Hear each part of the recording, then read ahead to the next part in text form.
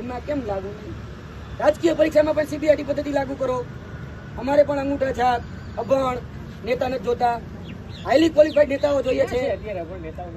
નથી આપણે બધા સક્ષમ, મજબૂત અને માસ્ટર ડિગ્રીઓ મેળવેલા, જે બોગસ યુનિવર્સિટીઓમાંથી કદાચ વોટ્સઅપ યુનિવર્સિટીમાંથી કદાચ ડિગ્રીઓ મેળવેલા નેતાઓ પુષ્કળ છે. ભલે બધે કદાચ પોતાની એમ કહેતા હું 8 ચોપડી પાસ, એ વાત આખી અલગ છે, એમાં આપણે પડવા નથી માંગતા.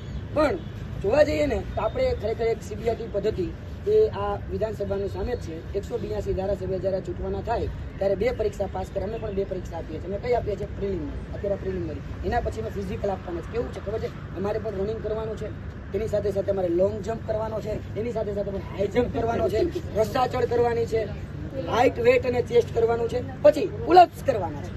આટલું મેં ફિઝિકલ રીતે સક્ષમ હોય તો અમને ક્વોલિફાય કરવામાં આવે છે. કેમ? કારણ કે બીટ કાર્ડ બનવું છે. જો તમારે ધારાસભ્ય બનવું હોય તો તમે પણ એક કામ કરો, હવે પરીક્ષા આપો. પહેલી પરીક્ષા જનપ્રતિનિધિ વાળી, તમે એમાં પાસ થઈ જાઓ. જનપ્રતિનિધિ તમને જેટલા વોટ મળે એટલા મંજૂર. પછી તમે સીબીઆઈટી પદ્ધતિ દ્વારા આવી એક જનરલ નોલેજની પરીક્ષા આપો. પછી મેરિટ આપો 182, કે જે મેરિટમાં 182 લોકો પહેલા હોય એને આપણે મંત્રી બનાવવાના. તો જ એ લોકો છે ને આ વેદના સમજી શકે. ભલે આપણે હસીમાં લઈએ છીએ, પણ આ વેદના નથી સમજાતું કારણ શું? એસી ચેમ્બરમાં બેઠનારા જે અધિકારીઓ અને પદાધિકારીઓ છે ને એને બેઠા બેઠા કહી દેવું છે કે આને પાસ કરવાનું